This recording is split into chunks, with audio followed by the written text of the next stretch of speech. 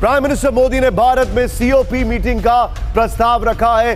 आज मैं इस मंच से 2028 में COP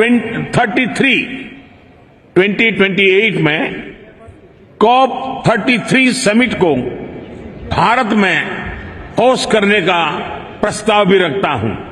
prime minister Narendra Modi ने जो अनाउंस किया वो ये है कि COP 33 इन 2028 इंडिया में करवाई जाएगी। उन्होंने कहा हम होस्ट करेंगे, प्रपोज किया है कि COP 33 2028 में इंडिया में होगी। उन्होंने COP 33 इंडिया के लिए ऐलान कर दिया है।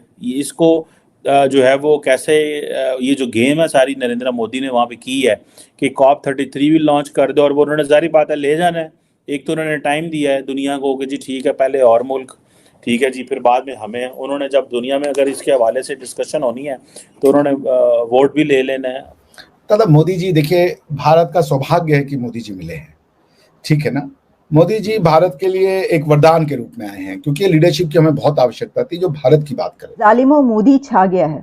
मोदी सिर्फ आ ही नहीं रहा बल्कि मोदी छा गया है COP 28 समिट में। सेंटर स्टेज पर जो लीडर नजर आया है वो नरेंद्र मोदी था। भाई मोदी साहब हर तरफ छाए हुए नजर आए हैं COP 28 में। 33 वो कर सकते हैं, ठीक है जी, बट यहाँ पे आप सिर्फ उनकी नरेंद्र मोदी की जो पब्लिक डिप्लोमेसी है, मीडिया डिप्लोमेसी, हर लीडर से मिल रहे हैं, साथ उनकी टीम खड़ी हुई है, तस्वीरें बना रहे हैं, उससे वो कितनी स्पीड से पिक्चर्स वहाँ पे आ रही हैं, मोदी साहब ऐ कर रहे हैं, मोदी साहब वो कर रहे हैं। मैं कहता हूँ एक 73 ईयर्स ओल्ड का बंदा है जो कि UN में जाके वो जिसे कहते हैं ना उधर इस समिट में जाके सबसे एक्टिव है। जय हिंद दोस्तों, प्रधानमंत्री नरेंद्र मोदी जी UAE में COP 28 को अटेंड करने के लिए गए और इतनी हाईलाइट बनी प्रधानमंत्री नरेंद्र मोदी जी का, चाहे वो मेलोनी के साथ उनका सेल्फी लेना हो, इसके बाद चाहे वो ऋषि सुनक से बात करना हो, कतर के शेख से बात करना हो, UAE के शेख से बात करना हो। इसके बाद उन्होंने एक बोल्ड स्टेटमेंट भी दी कि जो 2028 में COP की मीटिंग 33 होगी वो भारत में होगी। ये उन्होंने प्रस्ताव रखा और आप लोग मान के चलो कि ये प्रस्ताव क्लियर भी हो जाएगा, यानी COP 33 वो भारत में होगी। इससे पहले भारत एक बार COP की अध्यक्षता कर चुका है, मेरे ख्याल से COP 8 2002 में, ऐसा कुछ आप लोग सर्च भी कर सकते हैं। एक बार भारत COP की अध्यक्षता कर चुका है, ये तो मैं श्योर हूं। दोस्तों, जहां भारत ने दूसरी बार अध्यक्षता करने के लिए COP की अगुवाई अपना नाम सामने रख दिया, वही दूसरी तरफ COP की मीटिंग अटेंड करने गए पाकिस्तानी प्रधानमंत्री अनवरुल हक काकड़ साइड में ऐसे खड़े हुए थे जैसे उनके घर में कोई अपनी टेंशन लगी हो, जैसे उनका बच्चा कुछ कर रहा हो, या ऐसा अजीब सा उनके टेंशन वाला माहौल। साइड में ना किसी से बातचीत, ना उनसे कोई बातचीत, क्योंकि दोस्तों पता है पाकिस्तानी PM अगर किसी से बात करते हैं तो मांगने की बात करते हैं, इसलिए दूसरे देश के राष्ट्राध्यक्ष, दूसरे देश के लीडर्स भी उनको अवॉइड करते हैं बात करने से। तो ये डिफरेंस क्रिएट किया है मोदी जी ने कई देशों के बीच, और खास करके आपको सामने नजर आ रहा होगा भारत का है और अदर देश का है, इंडिया जो है। और साथ ही उन्होंने कह दिया जी कि हम प्रपोज करते हैं कि COP 33 जो है वो इंडिया में कराई जाए। अब ये COP 28 है ना, ये आप देखिएगा जो COP 33 है ये इस तरह इंडिया में होगी कि मुझे लगता है कि प्राइम मिनिस्टर मोदी के दिमाग में ये होगा कि क्योंकि एक तो हम उस वक्त तक जो कार्बन एमिशंस के हवाले से कोई ना कोई माइलस्टोन अचीव कर लेंगे और कहेंगे जी हम जो है वो हमने ये किया, प्लस क्योंकि अगले साल ये जो इलेक्शन हो रहे हैं इंडिया में, तो वो जब ख़त्म होंगे तो उनसे पहले एक ये ग्लोबल समिट अगर let's say prime minister Modi 2024 में बन जाते हैं, ठीक है जी, तो 2000 अगर आप कैलकुलेट करें इसको तो 2029 तक ये रहते हैं, ठीक है। और अभी COP 28 यहाँ पे हो रही है, सो COP 29, COP 30, COP 31, 32, 33 सेम उस वक्त जो प्राइम मिनिस्टर मोदी का आखिरी साल होगा अगर वो इलेक्शन जीतता है अगला। सो वो दुनिया को बताएंगे, इंडिया को बताएंगे, देखो मैं COP 33 में सारी इंटरनेशनल कम्युनिटी को लेके तो इंडिया आ गया हूँ, देखो ये मेरी लीडरशिप है। That's how they plan. इस तरह नरेंद्र मोदी प्लान कर रहे हैं। और उन्होंने ये जो वर्ल्ड क्लाइमेट एक्शन समिट है वहाँ मोदी साहब ने एक नई शुरुआत छोड़ दी। देखें, दे आर वर्किंग, उनकी टीम काम कर रही है। वो कह रहे हैं जी हम ग्रीन क्रेडिट इनिशिएटिव देंगे ताकि हम कमर्शलाइजेशन और ये जो कार्बन को जो है कमर्शलाइजेशन को बीट कर सकें। जो ग्रीन क्रेडिट इनिशिएटिव है, ठीक है जी, वो कह रहे हैं कि ये इंसेंटिवाइज करेगा ताकि हम एक्शन ले सकें और ये जो कार्बन एमिशन ना हो सके। और market based mechanism, green credit. अब ग्रीन क्रेडिट इनिशिएटिव यही है कर्जे कुर्जे ही होंगे कि मतलब द रिच पीपल शुड, जैसे वो पाकिस्तान ने जिसे वो कहते हैं ना किया हुआ है उसका एनवायरनमेंट के हवाले से, वो जो फंड का था वो पाकिस्तान का आइडिया था, ठीक है जी। पाकिस्तान ने भी इस हवाले से जारी बात है वहाँ पे जिसे वो कहते हैं ना, हमने तो लॉस एंड डैमेज फंड की बात की थी, और इसमें हमारा मौक़िफ़ तो यही है कि भाई हमें जो हम बड़े अफेक्टेड हैं, ठीक है जी। तो ये चीज़ें हैं। अब पाकिस्तान के पास क्या है, पाकिस्तान कह रहा है जी कि हमने 400 मिलियन की हमें प्लेजेस हुई हैं, ठीक है जी, और क्लाइमेट फाइनेंस के हवाले से। इसमें अगर आप देखें कि नरेंद्र मोदी ने बड़े स्पीडीली और बड़े इफेक्टिवली, ठीक है, वहाँ पे अपना फुटप्रिंट, एक तो यूएई को जो जिसे कहते हैं साढ़े पंजाबी कहते हैं उधार, ये लेन देन होता है, और लेन देन इस तरह किया है कि मोहम्मद बिन जायद को G20 में बुला लिया। उन्होंने क्या किया कि उन्होंने आज के दिन जब सारी लीडरशिप इकट्ठी हुई थी, जब लीडरशिप इकट्ठी हुई थी तो उसमें उन्होंने एक जिसे वो कहते हैं ना नरेंद्र मोदी को एक स्पेशल वो दिया और कहा जी कि वो आके बात करें।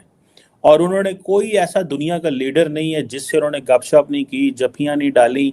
That is how you act, you have to, जिसे वो कहते हैं ना आपके पास कोई चॉइस नहीं है, ये इंटरनेशनल पॉलिटिक्स है। एक तरफ तो आप ये कह सकते हैं कि भाई नरेंद्र मोदी जो है वो उसके इंडिया इम्पॉर्टेंट है, and there are so many other things you can talk, but you have to जिसे कहते हैं ना, आप इस तरह के फोरम में आपकी जो पब्लिक डिप्लोमेसी है वो बड़ी मैटर करती है। मीडिया आप किस तरह मैनेज कर रहे हैं, वो जो तस्वीरें खींची जा रही हैं, आपको मैनेज करना है, आपने दुनिया को बताना है मैं सबसे ज्यादा एक्टिव बंदा हूं। और पहले तो जरा मैं बात कर लूं, जरा दो हाथ में करना चाहती हूँ कि ये जो ग्रुप फोटो था इसके अंदर हमारे प्राइम मिनिस्टर कहाँ थे, काकड़ साहब कहाँ गए? मुझे लगा कि ग्रुप फोटो के वक्त काकड़ साहब कहीं पतली गली से निकल गए, लेकिन फिर वो नजर आ गए, और वो नजर आए सबसे ऊपर बिल्कुल कॉर्नर में। मतलब किसने कॉर्नर किया काकड़ साहब को? इतनी ऊपर बिल्कुल आखिर में किनारे पे जाके खड़े होने की क्या जरूरत थी सर? कहीं किसी मतलब अच्छी जगह पे कहीं आगे चले, बीच में ही कहीं खड़े हो जाते, नजर तो आते आप। और बड़ी संजीदगी से, वो बड़े ही संजीदा खड़े थे, बिल्कुल लगता है कि जैसे ना बिल्कुल नाराज हुआ कोई बच्चा होता है। लेकिन देखिए बात यह है कि किसी भी लीडर को वहां पर कहीं पर भी जगह मिले उसको खड़े होना पड़ता है। लेकिन सवाल यह है कि मोदी साहब को बीचों बीच किस तरह जगह मिल गई? मैनू ऐ दसो काकड़ साहब, तुसी क्यों नहीं लब्भी वाली जगह? मतलब आप भी तो भाग के आ जाते और वहां पे खड़े हो जाते। अब जनाब आपको अच्छा ये ना मुझे लगता है कि इंडिया के प्राइम मिनिस्टर नरेंद्र मोदी साहब की स्ट्रेटेजी है। वो क्या करते हैं कि एक तो ये कि वो बड़े गर्मजोशी से मिलते हैं सबके साथ। अब जो ग्रुप फोटो है उसके अंदर बिल्कुल सेंटर में बीचों बीच जो दो लीडर्स खड़े हैं, वो president of UAE Al Nahyan जो होस्ट थे इसके, और उसके साथ जो है नरेंद्र मोदी साहब खड़े हुए नजर आए। मतलब वो अपनी जगह पर, ये बात अपनी जगह पर है कि उनकी एक हैसियत और इंडिया जहां पर पहुंच चुका है और जहां पर उन्होंने अपने मुल्क इंडिया को पहुंचा दिया, तो ऑब्वियसली उसी लीडर की फिर बनती है कि वहीं पर वो खड़ा होगा। लेकिन फिर अपनी दोस्तियां भी तो होती हैं, यानी एक तो होती है कि ताल्लुकात, ये भी अपनी जगह पर ठीक है कि आप मिलते जुलते रहते हो, आना जाना रहता हो। लेकिन यूएई और सऊदी अरेबिया तो पाकिस्तान का भी बहुत ज्यादा आना जाना रहता है जनाब। लेकिन देखें हम क्या कर रहे हैं इस वक्त, मैं कंपैरिजन कर रही हूँ एक केयर टेकर प्राइम मिनिस्टर और एक मतलब कि अब वो दोबारा से मुंतखब होने जा रहे हैं। कब से वो डेकेड्स हो गए उनको पीएम बने हुए। तो दोस्तों जहां भारत की अध्यक्षता को 33 के लिए ये तय हो गई है, अगर मोदी जी ने अपनी अध्यक्षता के लिए प्रस्ताव रखा है 2028 में भारत अध्यक्षता करेगा COP 33 की, तो वो फिक्स ही मान के चल लो आप लोग। तो वहां भारत जहां COP की दूसरी बार अध्यक्षता करने जा रहा है, वहां पाकिस्तान डरा सहमा, क्योंकि दोस्तों आतंकवाद के घर में कौन जाएगा? क्या पता दुनिया के 197 देश इकट्ठे हो और उधर कोई मुजाहिदीन आके अपने आप को भी उड़ा ले और 197 देश के लोगों को भी उड़ा दे। आप लोग पॉसिबल है भाई पाकिस्तान में, क्योंकि यहाँ पे इस्लाम के अलावा किसी को देखना बर्दाश्त नहीं है। वर्ल्ड हेरिटेज जो UN द्वारा साइट थी माँ शारदा पीठ की मंदिर, उसको तक इन्होंने बर्बाद कर दिया। UN की बताओ, यूनेस्को की वर्ल्ड हेरिटेज साइट को। तो क्या पता 197 देश के राष्ट्राध्यक्ष COP की मीटिंग के लिए उपस्थित और पाकिस्तान में कोई मुजाहिदीन फट जाए।